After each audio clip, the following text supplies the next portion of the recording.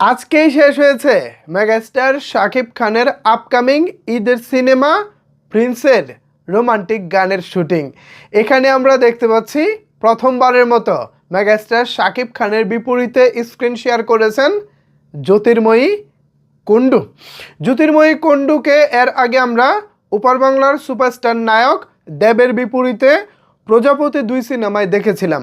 সেখানে একটি গানেও তাদের দুজনকে দেখেছি, কিন্তু সত্যি কথা বলতে দেবের বিপরীতে জ্যোতির্ময়ী কুণ্ডুকে খুব একটা ভালো লাগেনি। বাট আজকে কিন্তু মেগাস্টার শাকিব খানের সঙ্গে একই ফ্রেমে যখন জ্যোতির্ময়ী কুণ্ডুকে দেখলাম, তখন কিন্তু ভাই আমার একটি কথা বলতেই হচ্ছে, দুজনকে বেশ মানিয়েছে।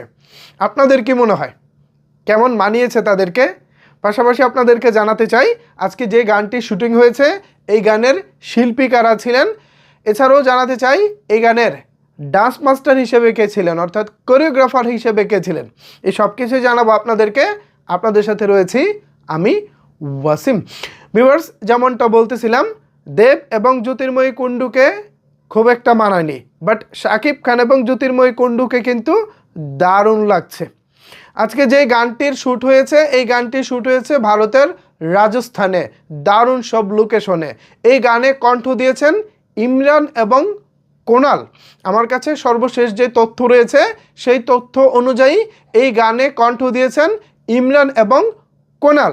গানটির কোরিওগ্রাফি করেছেন, অর্থাৎ ডান্স মাস্টার হিসেবে ছিলেন বাবা যাদব, ভারতের বিখ্যাত নৃত্য পরিচালক বাবা যাদব, যার কাজ শাকিব খানের প্রত্যেকটা সিনেমাই থাকে এবং তিনি তার সর্বোচ্চটা দিয়ে চেষ্টা করেন।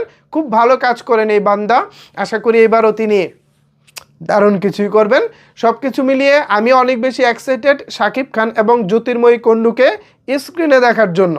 রোমান্টিক গান এবং দুজনকে দেখতেও বেশ মিষ্টি লাগছে।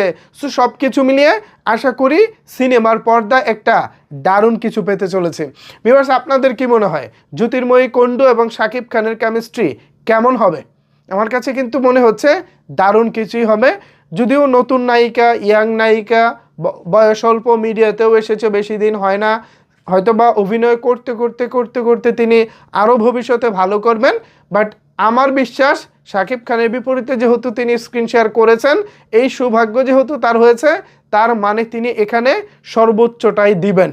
প্রজাপতি 2 গানে তাকে খুব একটা সাবলীল মনে হয়নি, বাট শাকিব খানের বিপরীতে তাকে সাবলীলভাবে পাবো বলেই প্রত্যাশা রাখছি। ভিউয়ার্স, আমার কাছে ভালো লাগছে। এখন আপনাদের মতামতটা জানতে চাই।